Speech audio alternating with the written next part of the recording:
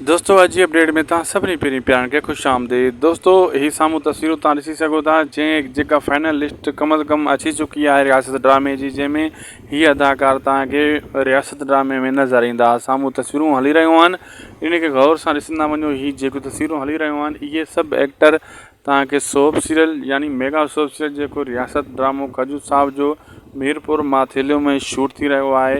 ही कुल अदाकार जेको तस्वीरनि में तव्हांखे नज़र अची रहिया आहिनि उन ड्रामे में तव्हांखे ॾिसण वटां मिलंदा। जी हाँ दोस्तों, हिन अपडेट में जेका आहे फाइनल कम अज़ कम लिस्ट फाइनल थी चुकी आहे। अञा कुझु ॿिया अदाकार रहियल आहिनि, उहे बि खजूर साहिब तमामु जल्द उन्हनि खे उन्हनि जा नाला बि अनाउंस कंदो। ऐं ही अदाकार जेके साम्हूं तव्हां ॾिसी रहिया आहियो इहे तव्हांखे इन ड्रामे में मिलंदा रियासत सोप सीरियल में। ऐं इन में दोस्तों कास्ट ही अञा थोरी आहे, अञा कास्ट बि इन में थींदी, छाजे करे ही मेगा प्रोजेक्ट आहे।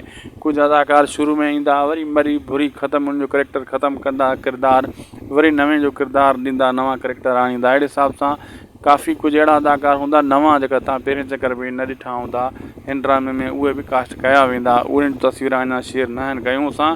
बाक़ी ही जेका सीनियर ऐं मेन करेक्टर आहिनि उहे तव्हां साम्हूं तस्वीर असां रखियूं आहिनि। ही गौर सां ॾिसो, ही तव्हांजा पसंदीदा फेवरेट एक्टर जेको आहे इन ड्रामे में ॾिसण वटां तव्हांखे मिलंदा। जेको ड्रामो अची रहियो आहे सोप सीरियल रियासत केटीएन वारनि जो, ऐं खजूर साहिब जी डायरेक्शन में, ऐं राइटर नूर ज़ौर साहिबु काफ़ी सालनि खां पोइ ॿिन्ही ड्रामो जेको आहे केटीएन ते कयो आहे, करे रहिया आहिनि। भई जेको आहे राइटर बि डायरेक्टर बि खजूर साहिब बि काफ़ी सालनि खां पोइ हेॾां मोटियो आहे।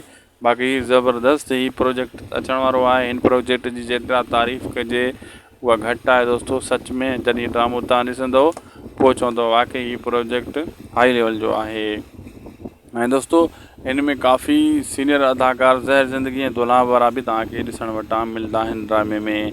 अॼु जो वीडियो पुॻो पंहिंजी पुॼाणी ते, जे तव्हां अपडेट हेसी ताईं ॾिठी आहे त वॾियूं महिरबानियूं। हिनखे हाणे लाइक सब्सक्राइब अॻिते शेयर बि ज़रूरु करे छॾींदा, जीअं बर वक़्तु ॿिनि खे बि अपडेट मिले तव्हांखे बि।